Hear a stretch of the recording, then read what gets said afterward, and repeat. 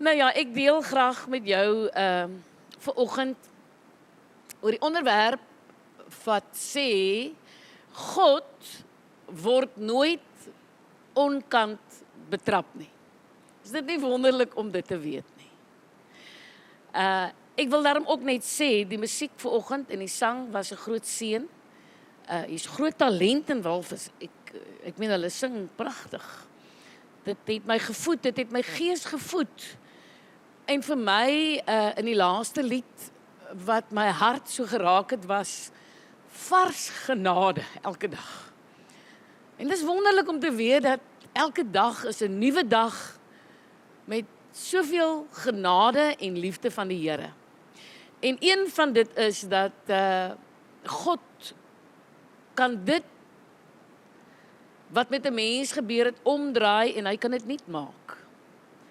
Hy het altyd 'n ander plan as ons dalk ons spoor het.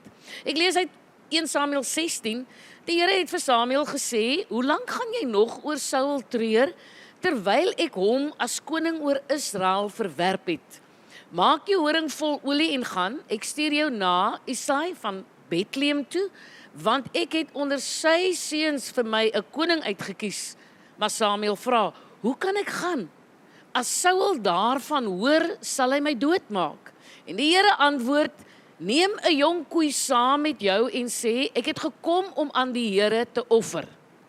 Nooi Isai na die offermaal. Ek sal vir jou wys wat jy moet doen. En jy moet die een vir my salf wat ek jou sal wys. En Samuel het gedoen wat die Here gesê het. Toe hy in Bethlehem aankom, het die leiers van die dorp bewend na hom gekom en hulle het gevra, kom u in vrede, want dit was gebruiklik daai tyd, of dit was so dat as die profeet gekom het, was dit nie sommer goeie nuus nie. So toe hulle hom sien, was hulle 'n bietjie bang. Dit is soos party kinders is as hulle ouers by die huis kom. Net 'n grappie julle, ontspan. Die Here hou ook van ou bietjie humor.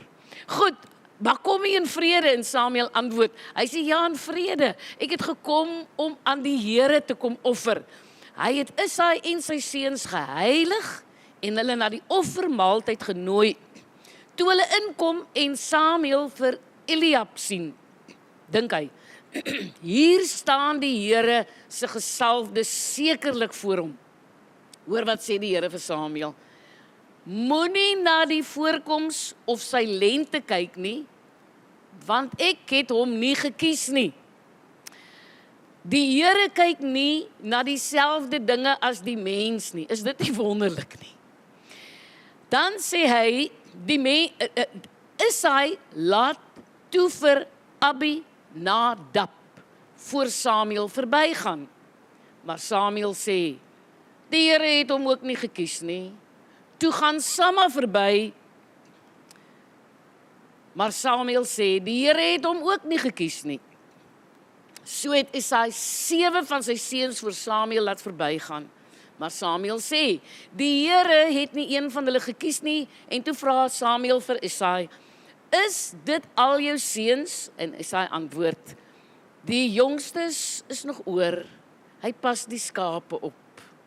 Julle dink net vir een oomblik, al die seuns is daar, maar Dawid was nie eers goed genoeg om genooi te wees nie. Hoe sou jy voel? Dit is nie die fokus van my boodskap vandag nie, dit is die fokus van 'n ander boodskap, maar as jy ooit al in jou lewe verwerp gevoel het, wil ek vir jou sê, gaan lees asseblief die geskiedenis van Dawid, want hy was meer as een keer verwerp. So ek weet nie waar jy jou bevind nie, maar ek dink dit moes baie erg gewees het. Om so uitgelaat te word, maar nêrens lees ons dat Dawid daaroor gepraat het nie. Want Dawid se fokus was op ander plekke. Nietemin, Samuel sê, haal hom. Ons gaan nie sit voordat hy hier is nie. Toe Dawid inkom, sê die Here, staan op en salf hom. Hy is die een. Samuel neem toe die horing met olie en salf Dawid daar tussen sy broers. En van daardie dag af het die gees van die Here kragtig oor Dawid gekom. Soms maak dit nie saak hoe hard ons bid nie. Soms maak dit nie saak hoe sterk ons in geloof staan nie. Soms werk dinge eenvoudig net nie vir ons uit, soos wat ons gehoop het nie. Party mense bid dat hulle huwelik herstel moet word. Maar ten spyte van al die gebede, sukkel hulle steeds met gebroke harte. Party ouers bid dat hulle kinders tot inkeer sal kom, maar dit lyk steeds nie of dit gebeur nie. Party mense bid dat 'n verhouding by die werk sal herstel, maar ten spyte van die gebede bly daar maar spanning. Ons moet egter aanhou bid, ons moet egter aanhou glo, ons moet egter aanhou vertrou, al kan ons nie sien dat dit waarvoor ons bid met vir ons gebeur nie. Ek het baie goeie nuus vir jou vanoggend. Miskien is jou hart gebreek. Miskien voel jy moedeloos. Miskien voel jy teleurgesteld. Goeie nuus is, geen mens hoef gebroken te bly nie. Is dit nie wonderlik nie? Geen mens hoef vasgevang te bly in hulle pyn nie. Jy hoef nie toe te laat dat verwerping jou lewe vernietig nie.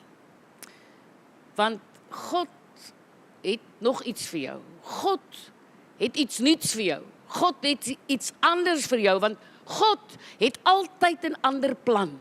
Ek onthou hoe dit ek in my eie lewe die pad met die Here gestap het en dan moedeloos geraak het met geleentheid, wou opgee, partykeer 'n afdraai pad gevat het. Ken julle afdraai paaie? Ja, ek wil net hoor of hierdie kant hulle ook ken. Ken julle afdraai paaie? Want ons kom op plekke wat ons nie dink, Here, wanneer gaan U antwoord? Here, wanneer gaan U voorsien? En wanneer Hy nie voorsien nie, dan is ons geneig om sake in eie hande te vat. Dan vat ons eie pad.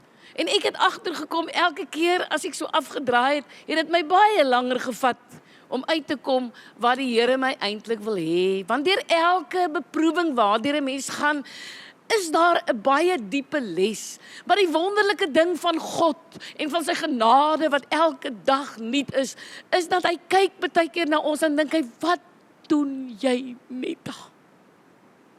Dan dink Hy, jy het my hele prentjie wat ek geskilder het oor jou lewe maak jy nou dat ek moet oorskilder. Maar omdat Hy lief is vir ons en omdat Hy ons verstaan, begin Hy maar net weer skilder. Dan verander die prentjie. Want God het altyd 'n ander plan, al maak ons droog. Hy het altyd 'n ander plan. En sy plan is altyd om ons nader aan hom te trek, om ons by hom te hou. Dis sy hart. God se hart om ons te seën is baie beter of dieper of ernstiger as wat ons harte is om geseën te word. En Josef is 'n baie goeie bewys daarvan. Hy is sekerlik een van die grootste voorbeelde van hierdie groot waarheid. Sy broers gooi hom in 'n put. Hulle verkoop hom. Hy word vals beskuldig en hy land in die tronk. Maar Josef het nooit toegelaat dat sy omstandighede, luister hier, sy gesindheid verander het nie. Ons lees nêrens daarvan nie. Hy het dit nooit toegelaat nie, hy het bly glo dat God dinge ten goeie kan laat meewerk.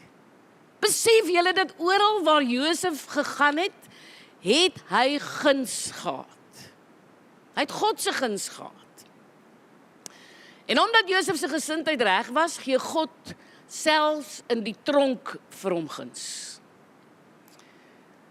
En toe het hy nou hierdie gesprek met die skinker en die bakker, en julle ken die storie, die skinker bly toe nou oor, en hy vra vir die skinker, wanneer jy nou daar buite is, gaan doen vir my 'n goeie woord. En die skinker beloof toe, so sal hy maak. Ken julle dit as mense vir jou beloof, hulle gaan jou help, En dan kom hulle nie daardie belofte na nie. Want die skinker het nie. Vir 2 jaar lank sit hy nog steeds in die tronk. Maar Josef het geglo in daardie tyd het God ook 'n plan met die feit dat hy langer moet bly. Want Josef se gesindheid was, God bly God, God is soewerein God en God is in beheer. Hoekom het hy dit kon glo? Want God werk altyd, alle dinge ten goeie mee vir hulle wat hom liefhet. Al is dit waardeur ons gaan vir ons ondraaglik, al is dit waardeur ons gaan vir ons moeilik, koud en ongemaklik, sê Romeine 8 vers 28, vir hulle wat God liefhet, vir hulle wat geroep is, laat hy alle dinge ten goeie meewerk. En alle dinge is alle dinge. Genesis 50 vers 20 wil ek graag met jou deel. Maar voordat ek dit deel, hier is 'n belangrike saak. Josef het nooit bitterheid in sy hart gekoester nie. Hy het nie sy hele lewe lank getreur en sy lot by mense bekla nie. Hy het God se seën beleef ten spyte van elke terugslag wat hy ervaar het. En toe uiteindelik voor sy broer staan, wat hom verraai het, sou jy nie bietjie bitter gewees het teenoor jou broers nie, Johan? Ek praat maar met jou, want die ander mense praat nie met my. Sou jy nie ook bitter gewees het dat jy vir soveel jare in 'n tronk moes wees, slawerny moes deurgaan, omdat jou eie familie teen jou gedraai het nie. Jou familie wat veronderstel was om jou te beskerm, om jou rug toe te maak, sou jy nie ook 'n bietjie bitter gewees het nie, maar Josef het nooit bitterheid 'n plek in sy hart gegee nie. En die bewys hiervan is, wanneer hulle voor hom staan en hy het nou die mag in sy hand, want hy's tweede in beheer, kyk die guns wat God hom gegee het. Wat gebeur dan? Met al daardie mag, sê hy vir hulle, julle wou my kwaad aandoen, maar God wou daarmee goed doen. Jy kan nie dit sê. Jy kan nie dit sê as jy die hele tyd bitterheid in jou hart gevoed het nie. Jy kan dit net sê as jy vergewe het en vasgehou het aan die wete dat God in beheer van jou lewe is en dat jy bereid is om deur te maak wat jy deurmaak, want God het 'n plan met jou. Jy kan dit net doen as jy 1 Korintiërs 10 vers 13 glo, wat sê, as dit my kapasiteitsmeter is, gaan God nooit ooit toelaat dat ek bokant my kragte versoek word nie. Ons as kinders van die Here is eintlik nie veronderstel om uit mekaar te val wanneer ons deur moeilike tye gaan nie. Dis my menslik, hoor, ek oordeel jou glad nie. Maar die woord sê dat God nooit sal toelaat dat dit bo ons kragte gaan nie. So as God sê dis nie bo jou kragte nie, dan is dit nie bo jou kragte nie. Dan moet jy sê, Here, ek gaan deur 'n uitdagende tyd. Here, hierdie is nie vir my 'n maklike tyd nie, maar ek vertrou U. Ek weet dat U groter is as my omstandighede. Ek weet, Here, dat hier nou dinge gebeur en dit gebeur nog steeds, want U is nog besig om daar vir my goed voor te berei. En dit wat U daar, die persone wat U daar wil gebruik, is net ongehoorsaam nou aan U. En nou moet ek bietjie wag. En dan moet ek bid en die Here vertrou, want Hy is altyd in die agtergrond besig om voorbereiding te maak vir ons. Jou toekoms hang ook van jou af. Jou vermoë, onthou God wil, maar jou toekoms hang ook van jou vermoë om aan te beweeg aan. En jou toekoms hang ook baie van jou gesindheid, wat jy in jou hart het af. Dit hang daarvan af of jy bereid is om die verlede te laat gaan. Jy kan nie vrede hê as jy nog steeds in die woestyn sit nie. Die Israeliete God was besig om hulle uit slawerny deur Moses te lei Kanaan toe, maar hulle het bly terughunker na die vleispotte van Egipte. Hoe gaan ons ooit in die beloofde land kom as ons vashou aan dit wat in die verlede met ons gebeur het? As ons toelaat dat bitterheid deel van ons lewe word. Moenie vashak by die dinge wat kon wees nie. Miskien dink jy, ek moes iets anders studeer het. Of jy dink dalk, ek moes met iemand anders getrou het. Dis nog erger. Nee? Kyk ons mekaar heerlikheid. Moes jy met jou getrou het nie. Dit help jy sê dit nie, want jy is nou getroud. Fokus bietjie op die mooi in iemand. Dit help nie, jy het nie met daai een getrou nie. Daai een dink nie eens meer aan jou nie, maar jy verlang nog na die vleispotte van jou tweede jaar op universiteit. Dis verby. Dit is nie meer daar nie. En dalk het die Here jou ook beskerm. Want dit wat oënskynlik goed lyk, is nie noodwendig goed nie. En as God in beheer van jou lewe is, dan het hy daai deur vir jou toegemaak vir 'n baie goeie rede. Wil jy nie vandag net bietjie vrede maak en ophou sê, ek moes dit gedoen het, ek moes dat gedoen het, ek moes dalk 'n nuwe ander besigheidsvernoot ingeneem het nie. Dit help, jy het nou klaar die rakker ingeneem en jou gereneer. Nou moet jy hom vergewe sodat jy kan aanbeweeg. Ja, daar's baie sulke rakkers hier in die wêreld. Hulle gebruik jou net. Maar God, prys sy naam, is 'n regverdige God. Hou jou hart rein, hou jou gesindheid voor God heilig, want God seën jou gesindheid. Soos wat hy Josef se gesindheid geseën het, en soos wat hy vir Josef guns gegee het, waar hy gegaan het. Jy sê dalk vir my Malenet, jy kan maklik praat. Jy verstaan nie, ek is bitter. Ek is ongelukkig, ek is erg te nagekom. Lenet, ek is waar ek vandag is, nie as gevolg van my besluite nie. Ek is waar ek is as gevolg van besluite wat ander mense geneem het en dit het my ingetrek. Soos 'n brander jou in die see intrek. Ek is gebreek, Lenet, ek het seer gekry. En moontlik is dit waar, dit gebeur. Maar ongeag wie die pyn veroorsaak het, jy kan nie vir altyd daarin bly lewe nie.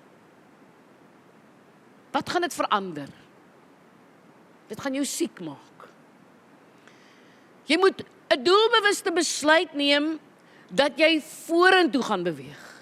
Jy gaan nie die hele tyd hier in die woestyn vasgeval wees nie. Jy neem 'n doelbewuste besluit, ek beur my na vore. Dit wat gebeur het is agter my. Ek fokus nou op die goeie wat kan wees. Laat die verlede aan die verlede behoort, vergewe en beweeg. Want wanneer jy aanhou om in die verlede te leef, kan jy miskien mis wat God vir jou toekoms wil doen. Kom ons gaan nou terug na 1 Samuel 16. Die volk wou baie graag 'n koning gehad het. God wou nie vir hulle koning gee nie. Dit was glad nie God se plan op daardie stadium dat die volk van Israel 'n koning moet hê nie. Maar nee, die volk van Israel sien die ander volke het konings en nou wil hulle 'n koning hê. Nou sê, want onthou, Samuel was die mondstuk van God. So Samuel praat met God, God praat met Samuel, Samuel praat met die volk. Nou gaan hy na die volk toe, nou sê hy vir die volk, God wil nie nou vir julle koning gee nie, hoor?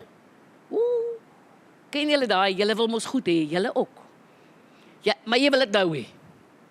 Maar ek wil dit nou hê. Nou sê God, weer vir Samuel nie. Nou sê Samuel weer vir die volk, maar God wil nie. En dan is Samuel weer by God, en dan sê God, luister die Samuel, my knegg, ek wil nie vir hulle koning gee nie, maar as hulle dan nou 'n koning wil hê, laat hulle koning kies. En dan kies hulle vir Saul as hulle koning. En dan wanneer Saul koning raak, sien ons dat koning Saul was glad nie 'n goeie koning nie. Hy was glad nie gehoorsaam aan God nie. En dan gebeur daar 'n ding en God verwerp vir koning Saul. Kan jy jou net vir een oomblik indink? Hier is Samuel met 'n rein hart voor God. Hy soek God se wil. Hy wil God se wil doen. Hy voel verantwoordelik. Kan jy jou indink hoe diep seer gekry Samuel moes wees toe God die koning verwerp het, want hy was deel van die verkiesing. Kan jy dink hoe verslaaf was hy? Kan jy dink hoe teleurgesteld was hy? Kan jy dink hoe was sy hart gebreek? Want hy voel verantwoordelik. Maak dit vir julle sin? En dan vra God vir hom 'n baie belangrike vraag. Hy sê vir hom, Samuel, sê vir my, hoe lank wil jy nou nog treur? Want hy het getreur. Die Bybel sê hy het getreur. Sy hart was stikkend. Want hier is hulle eerste koning en die maak droog. Dit maak nie saak hoeveel tyd en hoeveel energie hy in hierdie koning ingesit het as die profeet nie. Hy is teleurgesteld. God verwerp hierdie man, wat hy in die eerste plek nie wou gehad het nie. Hy wou nie 'n koning gehad het nie, maar hulle wou. En dan moet God op 'n stadium na hom kyk en vir hom vra, hoe lank wil jy nou nog treur oor dinge wat gebeur het? En dan gee God vir hom 'n baie duidelike opdrag. God sê vir hom, maak jou horing vol met olie en gaan na die huis van Isaai. Want daar gaan ek vir jou wys wie gaan my nuwe koning wees. Dalk vra God vandag vir jou dieselfde vraag. Ek weet nie. Dalk vra God vanoggend vir jou, hoe lank wil jy nou nog treur oor 'n gebroke verhouding of gebroke verhoudings? Hoe lank? Hoe lank gaan jy nou nog treur oor 'n transaksie wat nie vir jou uitgewerk het nie? Hoe lank gaan jy nog treur oor daardie droom waaroor jy gedroom het, wat nie 'n werklikheid geword het nie? Hoe lank gaan jy nog vashou aan dit wat met jou gebeur het? Hoe lank gaan jy nog hierdie dinge van die verlede teruggooi in jou man se gesig, in jou vrou se gesig, in jou kinders se gesigte? Hoe lank gaan jy dit nog doen, my kind? Want solank as wat jy fokus op dit, raak jy 'n bitter mens. Solank as wat jy dit doen, hou jy ook die ander persoon in gevangenskap. Hoe lank? Ek wil jou vrymaak. Ek wil jou oorwinning gee. In plaas daarvan dat jy treur oor die dinge van die verlede, kan jy nie net hier inkom en wanneer daar gesing word en God aanbid word, jou hande net ophef, sodat terwyl jy jou hande ophef, ek aan jou kan vat. Sodat ek vir jou nuwe en vars genade kan gee, sodat jy hierdie vars genade kan begin uitdeel aan ander mense. Sodat daar genesing kan kom. Sodat daar vryheid kan kom, sodat daar oorwinning kan kom. Hoe lank wil jy dit nog doen, my kind? Elke keer wat jy dit doen, breek my hart. Want wat? Wat is dit van genade wat jy nie verstaan nie? Die probleem met aanhou treur is, wanneer ons vashou en ons pyn vassteek, dan bly ons net fokus op die probleem. Het gaan nie weggaan nie, want jy hou dit lewendig. Ons kyk na wat ons verloor het, ons kyk net na dit. Ons kyk net na dit wat verkeerd geloop het. En soms staan ons in die pad van vars en nuwe dinge wat God graag in ons lewe wil doen. God sê vir Samuel, maak vol jou horing met olie. Met ander woorde, hy sê vir hom, hou op treur, staan op, vul jou horing met olie, en gaan na die huis van Isai. Met ander woorde, beweeg. In watter rigting? Weg van die probleem, in 'n ander rigting. Samuel, hou op om net te kyk wat jy verloor het. Ek het nog iets om vir jou te wys. Ek het 'n ander koning in gedagte. Ek het 'n nuwe hoofstuk in gedagte. Ek het 'n volgende seisoen in gedagte. Want ek het altyd 'n ander plan wanneer dinge draai. Kyk bietjie na God se gesindheid. Ek wil hê jy moet dit sien. Toe Saul ongehoorsaam was, het God nie vir Samuel gesê, sien, ek het jou gesê. Ons doen dit mos graag. Nee, sukkel nou maar. Jy wil mos nie luister nie. Ek het hierdie goed sien kom. Ons doen dit, is ek reg? Stop hierdie twak van julle. Hou op om te sê, ek altyd so slim te klink. Want God gee vir ons 'n duidelike voorbeeld. Hy kon vir Samuel gesê, sien jy, ek het vir jou gesê, ek wil nie vir hulle koning gee nie. Ek het die goed gesien, maar julle wil mos nie vir my hoor nie. Kan ek jou vra dat jy gaan ophou met dit vandag? Kan jy nie net 'n bietjie kyk na God se hart? Dis nie 'n hart wat verwyd nie. Die mooi, en ek dink sommer nou daaraan toe Elia hierdie groot oorwinning oor die Baalpriesters gehad het, en hy sit daar, en hy wil doodgaan, onthou julle, in die woestyn. God het hom ook nie verwyd nie. Hy stuur vir my engel, kos, water. Kan ons bietjie leer by uit hierdie verhale, die karakters van die Bybel, en hoe God met hulle gewerk het. Sy hart is sag.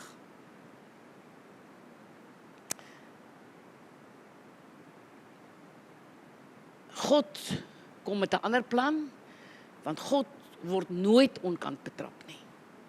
God is nooit geskok oor dinge wat jy doen, of dinge wat jy sê nie. Jy kan nie God skok nie.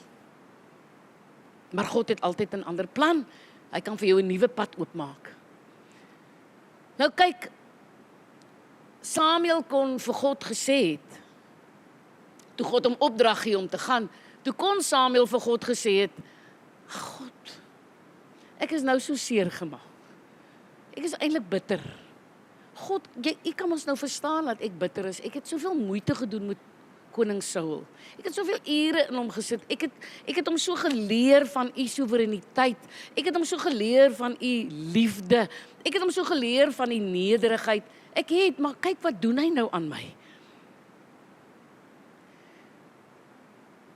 Maar Samuel het nie daar gebly nie. Hy het ook nie dit gesê nie. Samuel het na God geluister. En Samuel het opgestaan. En Samuel het sy horing met olie gevul, en hy het na die huis van Isai gegaan. As Samuel op daardie oomblik geweier het om God te vertrou, dan het hy die beste koning van Israel, die tweede koning van Israel gemis. As ons so opstandig raak en weier, dan mis ons dikwels ook dit wat God eintlik vir ons beplan. Want ons gaan nie in die rigting nie, ons bly hier. Terwyl God hier vir jou iets voorberei het. Maar omdat jy hier vasval en jou gesindheid hier verkeerd is, kan God mos nie vir jou vorentoe goed gee nie. Maak jou rein, jou hart skoon. Sorg dat jou hart voor God rein raak. Die woord sê God se oë deurgrond die aarde. Wat doen hy? Hy soek wie? Hulle wat rein van hart is. Nie wat volmaak is nie, wie se hart opreg is. Die woord sê, God se oë deurgrond die aarde en hy soek hulle wat rein van hart is, want hy wil jou seën. Is dit nie die mooi gedagte nie? Dis God se hart om ons te seën. Dis tyd om op te staan, dis tyd om vorentoe te beweeg, want God het 'n ander plan vir jou lewe. So, ek wil hê jy moet nou net jou oë toemaak. Ek sluit af. Ek wil jy met jou oë toemaak. Dan wil ek vir jou sê, Jeremia 31 vers 16 sê, hou op met huil en droog jou trane af. Want jou werk sal beloon word, sê die Here. Here, ek kom vanoggend saam met elke ander persoon en ons bring vanoggend al ons teleurstellings na U toe. Dankie vir die woord. Dankie vir die wonderlike lewenslesse wat ons kon leer uit 1 Samuel 16. Here, ons bring ons gebroke drome. Ons bring ons pyn. Ons is moeg gepyn, Here. Ons is moeg teleurgesteld. Ons is moeg om in die woestyn te wees. Ons bring vanoggend ons pyn na U toe, Here. Ons bring saam met ons pyn, bring ons ook ons verwerping na U toe, Here. En Here, dan bring ons ook ons vrae, al hierdie vrae in ons harte, waarop ons geen antwoorde het nie, kom lê ons ook voor U neer. En help ons vanoggend om nie net vas te steek by die dinge wat nie vir ons uitgewerk het nie. Here, gee vir ons baie genade in ons harte, sodat ons net weer kan vertrou. Help ons, Here, dat ons gereeld, doelbewus, ons horing met U olie sal vul, sodat ons vol van die Heilige Gees sal wees, Here. Here, help ons om op te staan, help ons om, asseblief, Here, help ons om vorentoe te beweeg. Want vandag glo ons, U word nooit onkant betrap nie, en dat U steeds God is, en dat U steeds in beheer is. En ons glo, Here, dat U altyd 'n ander plan het. Daarom roep ons vanoggend uit ons harte uit. Ons roep daardie ander plan in ons lewens in die naam van Jesus. Verander ons gesindheid, Here, sodat die nuwe seisoen in ons lewe vir ons kan aanbreek. Ons is lief vir U, Here. Vergewe ons, daar waar ons genadeloos opgetree het. Sit in ons 'n hart wat omgee, 'n hart wat vergewe, sodat daar niks tussen ons en U sal staan, sodat ons 'n nuwe hoofstuk in ons lewe kan begin skryf nie. En sodat U naam deur hierdie nuwe hoofstuk in ons lewe geëer en geheilig sal word. En Here, dat die wêreld na ons sal kyk en dat hulle sal sê, ek wil hê wat daardie persoon het, en dat ons dan U vir hulle kan gee. Deur die manier waarop ons nederig en eensgesind in ons harte sal wees. Vol genade en vol van vergifnis. Dit is my gebed in die naam van Jesus. Amen.